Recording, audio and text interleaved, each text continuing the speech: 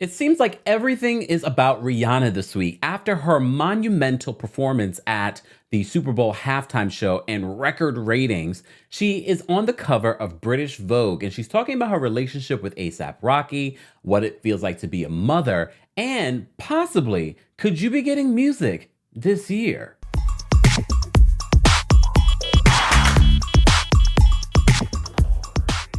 Welcome back to the Kempire Daily YouTube channel, your number one source for pop culture news and music, entertainment, reality TV, and so much more. As always, be sure to like this video, subscribe to the channel, and hit that notification bell so you never miss out on breaking news when we go live or when we upload. As I said, it feels like there are so many different stories coming out about Rihanna, her Super Bowl performance, people that didn't like it, people that loved it. But shout out to the creators on TikTok, because some of you are recreating the dance moves, both having a good time dancing, but also just being comedic with it. And there was someone that posted this video really breaking down the technical aspect, the behind the scenes. You know, we love to celebrate those that are behind the scenes. They broke this whole performance and why we got the elevated stages, the new guidelines for a field in the NFL. Look at us talking sports. I found it so interesting, I had to share it here. Rihanna's halftime show was one of the most technically advanced, visually spectacular halftime shows I've ever seen.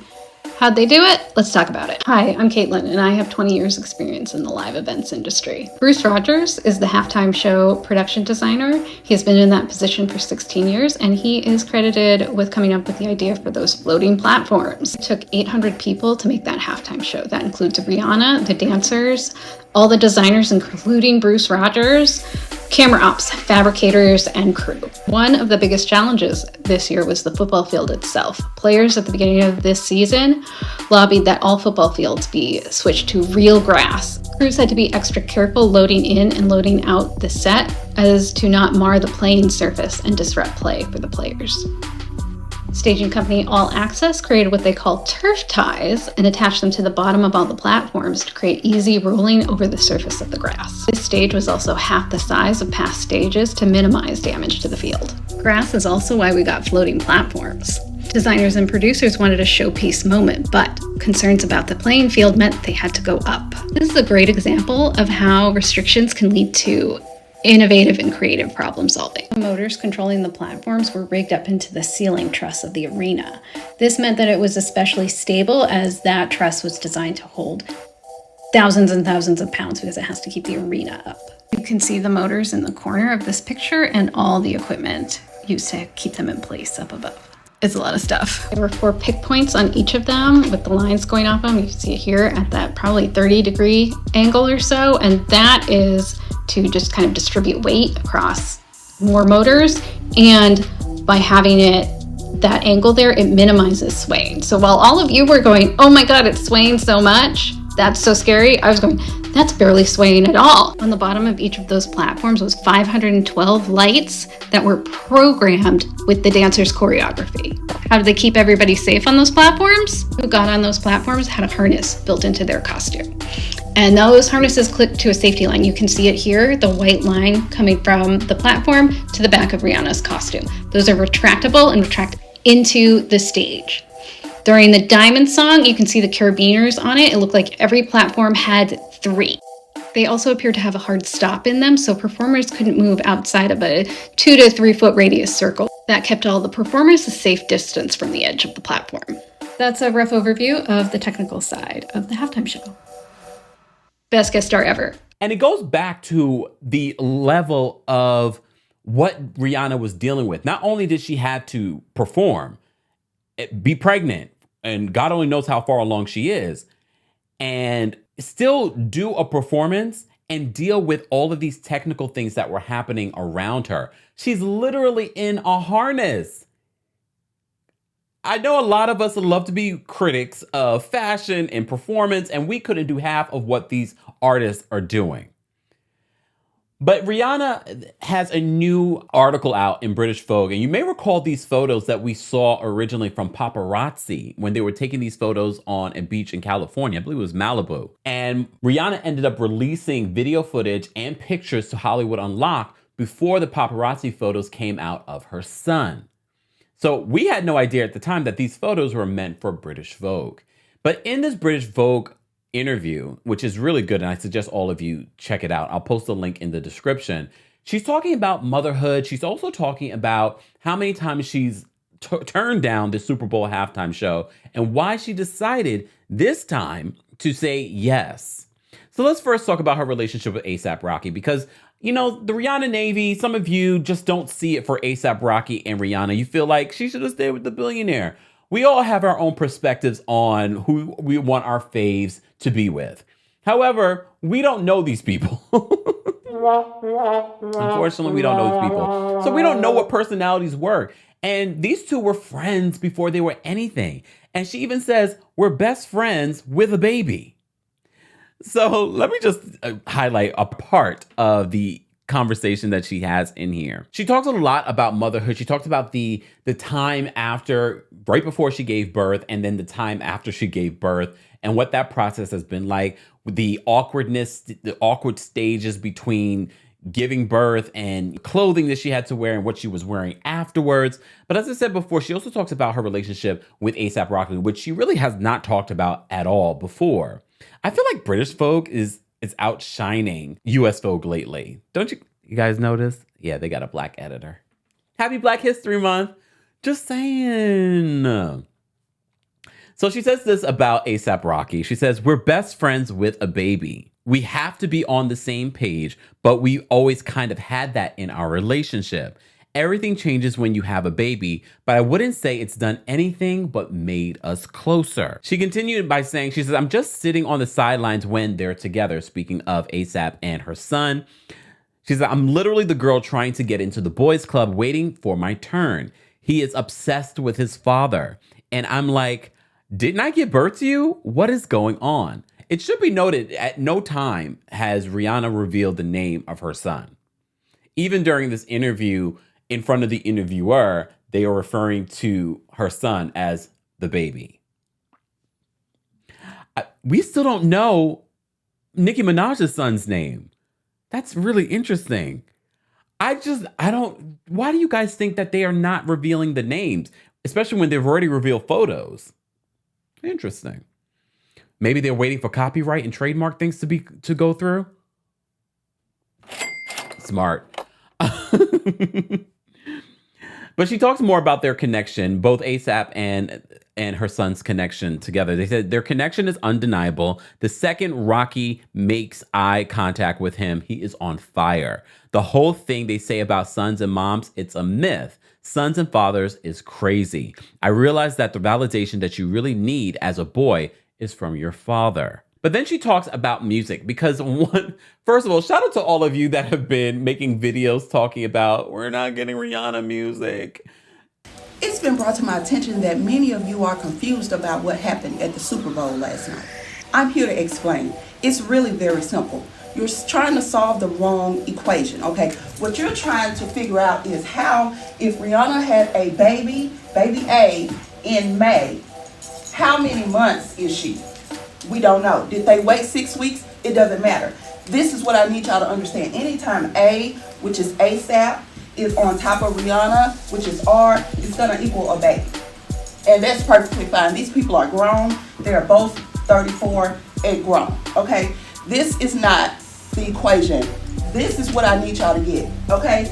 We love Rihanna, correct? Okay, Rihanna, up here. We love Rihanna. The problem y'all are missing is Rihanna loves A$AP, okay? We are not getting an album. You can hang it up. Okay, this is what I need. We are in a love triangle that is not reciprocated. Y'all need to get it together. Don't worry about this. Grown people. Worry about the fact we're not getting an album, and this is why. It's really very easy. You have made me crack up so much because I love us for real. I really like, shout out to Monique. But in regards to music, a lot of people have been disappointed thinking that, oh gosh, with this baby news, that means we're not going to get music. However, this interview wasn't done too long ago. And Rihanna reveals that she wants to release music this year. Yup. Rihanna Navy, you might be getting music this year. So she says this, I want it to be this year in regards to talking about her music.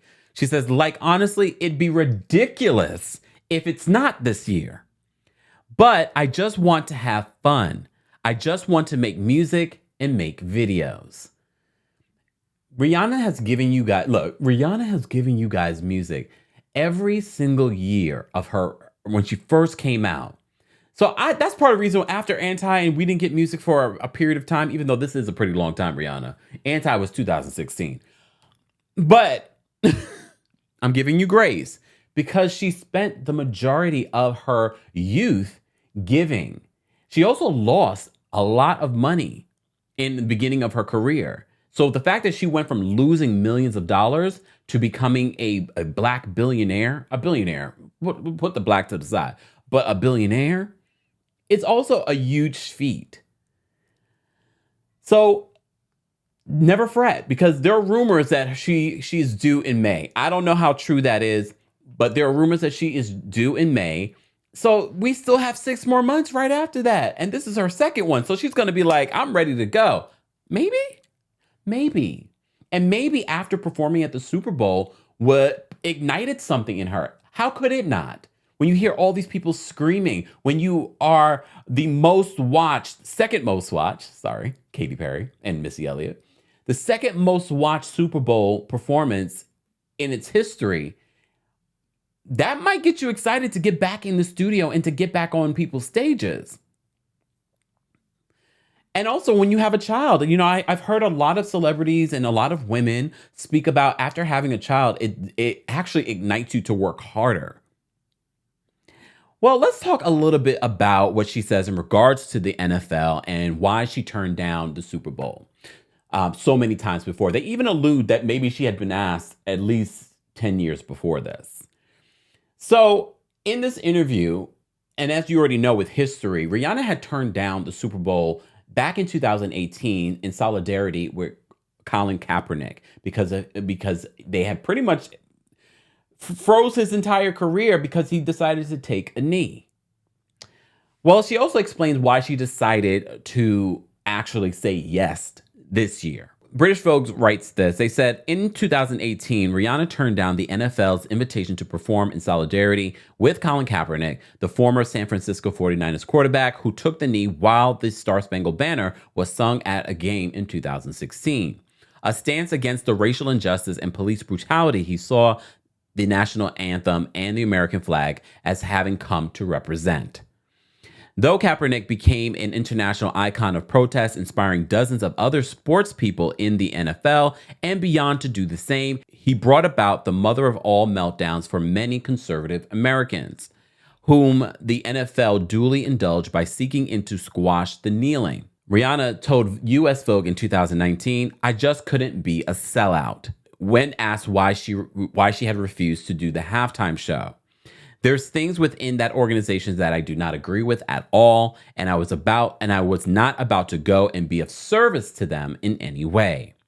So you're probably asking, so what has changed? Because not much has changed about the NFL. So she says, there's still a lot of mending to be done in my eyes, but it's powerful to break those doors and have representation at a high level and consistent level. This last point is a key for Rihanna. She says 2 Super Bowls back to back, referring to last year's headliners Dr. Dre, Snoop Dogg, Eminem, Mary J. Blige, and Kendrick Lamar. Representing the urban community globally. It is powerful. It sends a really strong message. She says there's another key difference this time as well. Of course, she says, becoming visibly moved by this thought, raising a young black man is one of the scariest responsibilities in life. It made her reevaluate everything. You're like, what am I leaving my kids to? This is the planet they're gonna be living on. All of those things really start to hit differently. So Rihanna is definitely a changed woman. So many of you that have had children or have raised children talk about how that changes your perspective on life. And for those of you that think after this announcement of her second child with A$AP Rocky means that there will be no new music anytime soon, She says in this interview, before even revealing to the world that she is pregnant with her second child, that she finds it would be ridiculous if she did not release music this year. As you know, she's been working on the follow-up to Anti for several years. She's been in the studio, in and out, and we've heard rumors of what these projects might sound like. We thought we were going to get a whole reggae album.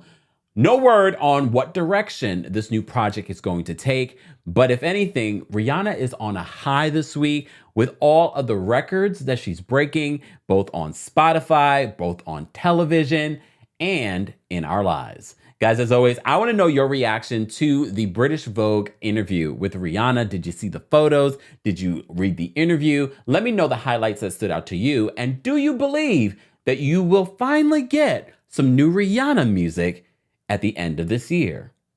Remember, she used to release music all the time in November. Just saying. Guys, as always, be sure to like this video, subscribe to the channel, and hit that notification bell so you never miss out on breaking news when we go live or when we upload. Thanks for watching. Ooh, you bring the lighter. I got the